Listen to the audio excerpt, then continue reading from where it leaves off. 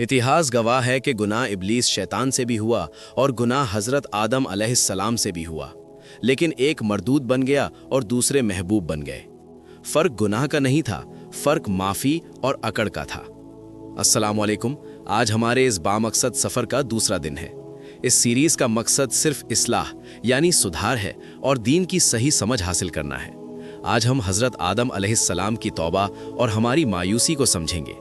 हम जो भी बात करेंगे वो सीधे कुरान और सुन्नत की रोशनी में होगी, ताकि हमारी नीयत और अमल दोनों बदल सकें। कुरान मजीद के सूरे अल अराफ में एक वाक़या बयान किया गया है। जब हजरत आदम अलैहिस्सलाम से एक चूक हुई तो उन्होंने कोई बहाना नहीं बनाया, ना ही तकदीर पर इल्ज़ाम डाला। शैतान ने गलती की तो उसने दलील दी, बहस की और कहा मैं उससे बेहतर हूँ। लेकिन हजरत आदम अलैहिस्सलाम और हजरत हव्वा अलैहिस्सलाम ने फौरन अपनी गलती मानी और वो ऐतिहासिक दुआ मांगी, रब्बना ज़लमना अनफुसना व इल्लम तग़फिर लना व तरहमना लनकूनन्ना मिनल खासिरीन।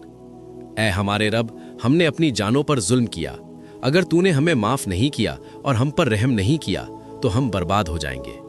हकीकत ये है कि इंसान मिट्टी से बना है और ख़ता यानी गलती करना इसकी फितरत नेचर में है। हदीस तिर्मिज़ी में हज़रत मोहम्मद सल्लल्लाहु अलैहि वसल्लम ने फरमाया, आदम की तमाम औलाद ख़ताकार है और बेहतरीन ख़ताकार वो हैं जो तौबा कर लेते हैं। आज हमारे मुआशरे का सबसे बड़ा अलमिया ये है कि हम गुनाह करने के बाद मायूस हो जाते हैं।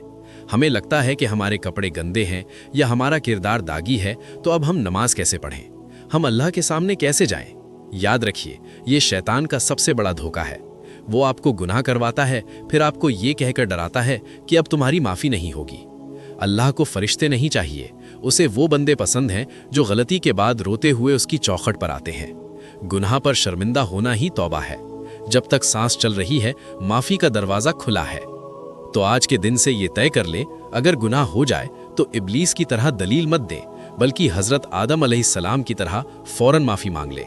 अल्लाह माफ़ करने वाला और बेहद रहम करने वाला है।